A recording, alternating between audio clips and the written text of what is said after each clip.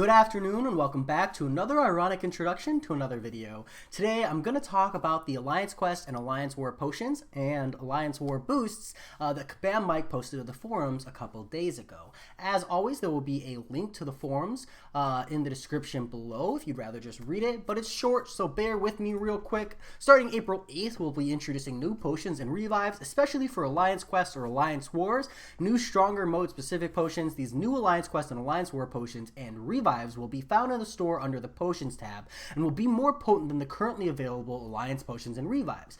These are mode specific, which means that Alliance Quest potions and revives will only work in Alliance Quest, and Alliance War potions and revives will only work in Alliance Wars.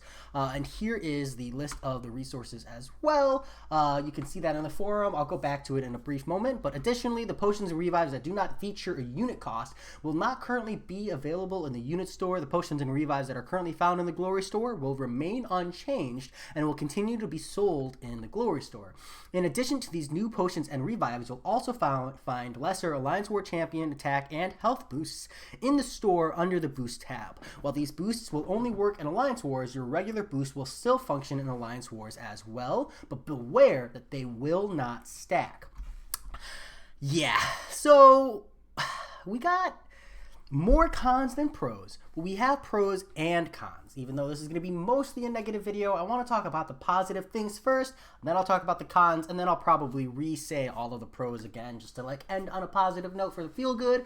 So the pros are, if you're someone who needs potions or revives in Alliance Quest, these are finally accessible to you outside of the Glory store. And that's relevant because sometimes spending units that you farmed in Arena to pick up a revive or a potion here or there feels a lot less worse than using Glory, or you might not have Glory because you might be someone who just uses all their Glory on day one, and then they find themselves like, oh shoot, I don't have resources, what do? I died and I'm not able to clear my path. This gives you an opportunity to do that, and it's relatively accessible on a low scale. The cost isn't the absolute worst, so if you absolutely needed these, you could pick them up to continue pushing like Alliance Quest, maybe pick up a potion or two for Alliance War, and overall, in that sense, it's reasonable. And it's nice to have. The increased potency is solid. We're looking at about a 50 to 60% potency increase. I could do the actual math, but I'm too lazy. For example, the level 4 potions are 6,000 from the Glory store, and in these cases, it's 9,500. So it's more than 50%, somewhere in that range. I'm just too lazy to do the math.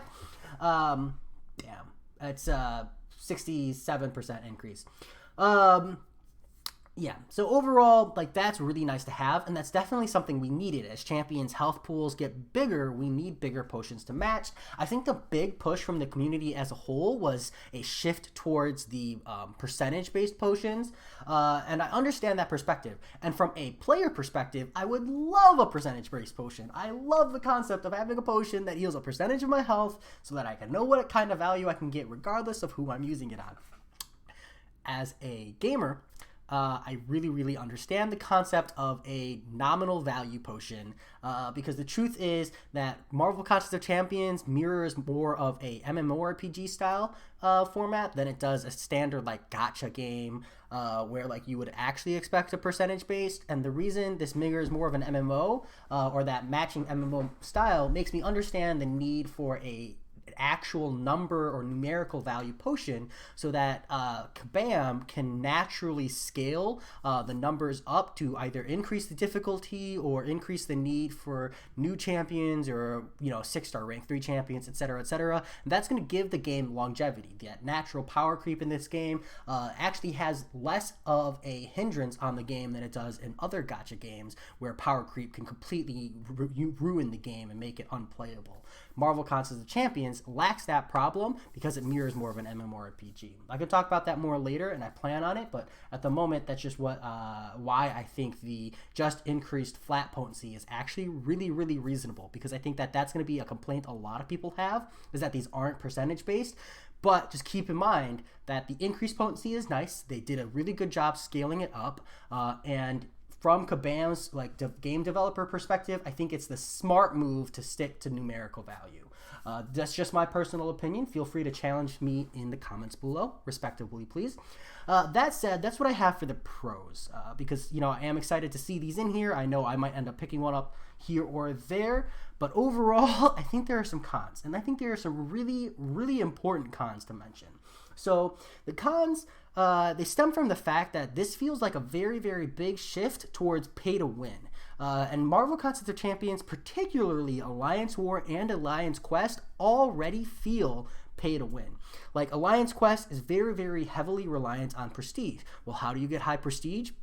Cavalier crystals, sig levels, you know, unit deals for 6 stones, because 5-star 6 stones weren't really accessible. And now, as we push towards 6-star rank 3s, and 6-star 6 stones are definitely not accessible, becomes more and more important to be a high spender, to have that high prestige, to get a high starting value for Alliance Quest, and then push. And of course, you still need to have the skills to be able to play, but money is a big stepping stone in the difference between, you know, rank 1 and rank 107.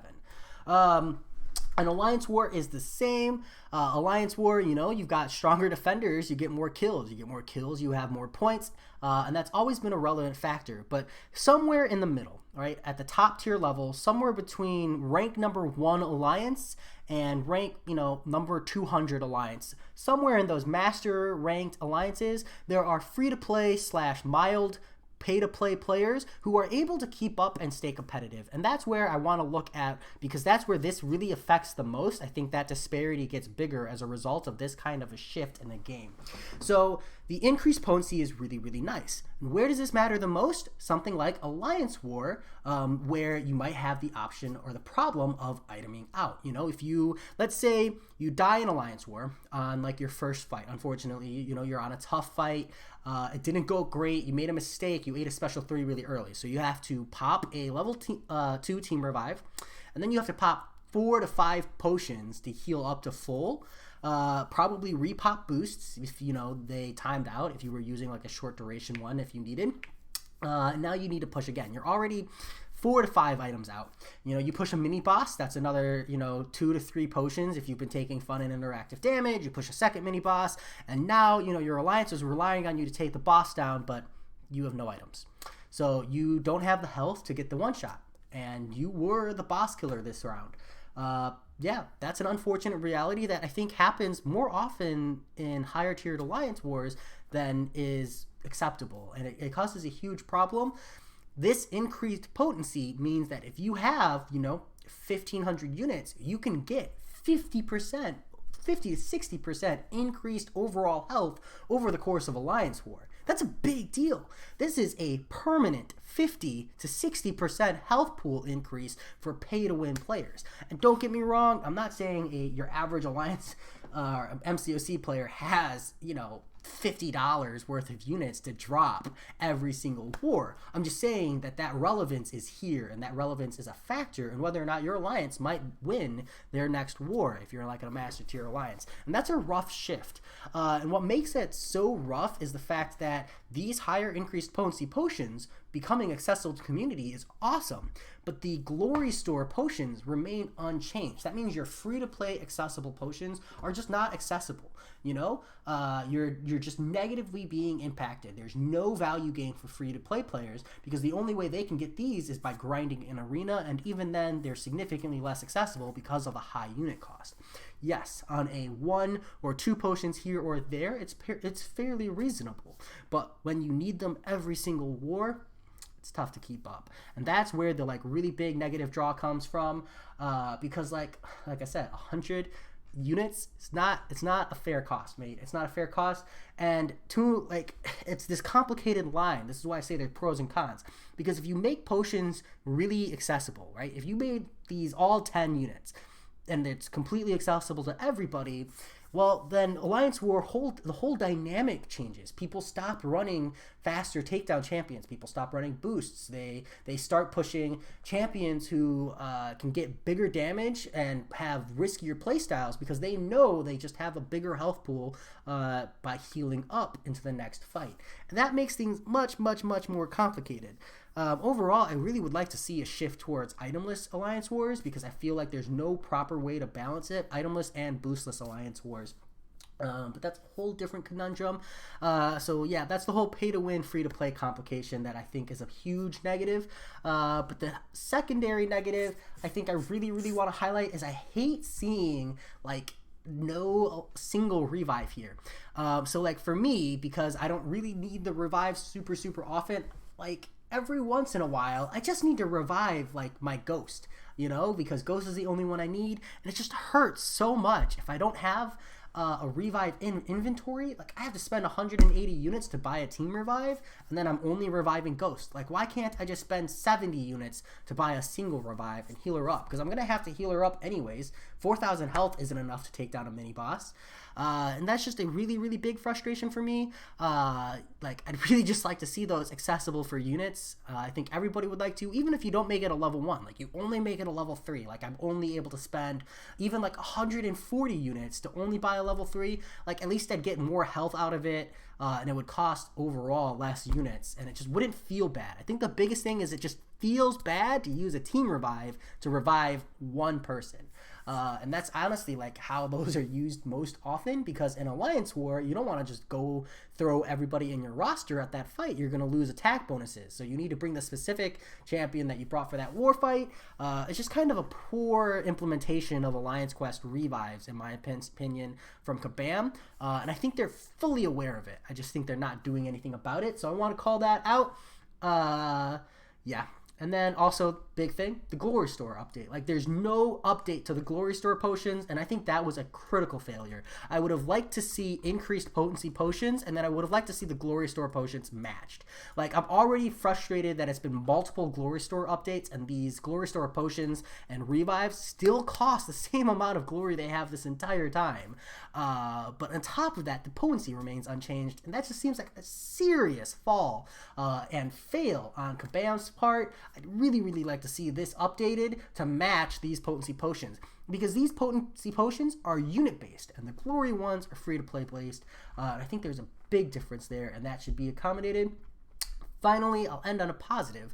On the positive note, the fact that these potions, these unit cost potions that don't exist, the ones that won't be available in the store, exist on this chart, means that Kabam has either an intention or the potential for an intention to give us to us in some way, shape, or form. So my positive is an optimistic note of maybe we'll see these items in game on a more regular basis or an accessible basis. Maybe they'll be more prevalent in like you know, the map 6 completions, like the same way I think you get like health potions and stuff in map 2. So maybe that's a thing, and I would love to see that implemented into the game. Maybe it's like an Alliance Quest specific objective. You know, I would love to see that, because I think that would be a really positive push. But overall, I wanted to talk about this because I think it's an important thing to note. Whenever the game shifts more towards pay to win, and it has been shifting a lot more towards pay to win as of late, I think it needs to be noted. I think it needs to be commented on, and hopefully the community as a whole can push Kabam to, you know, step back. Because right now, I think from Kabam's perspective, it's all about how do you increase the revenue of the game, and that's important. But the more you shift from a free-to-play basis, and the more you draw in revenue increases, the less fun the game is to play. And the less fun the game is to play, the less players you have, inevitably whales will drop out as well, because it's only fun to be on top if there are people beneath you. That's just kind of the reality, you know? So yeah, kind of cyclic, kind of long. I apologize for talking too much. That said, feel free to share your thoughts. I'd love to hear it. Maybe you see something I don't, or the numbers don't add up quite right. You have a positive spin on it or a negative spin on it that I didn't touch. Let me know. Keep me informed. That said, talk to y'all later. Peace.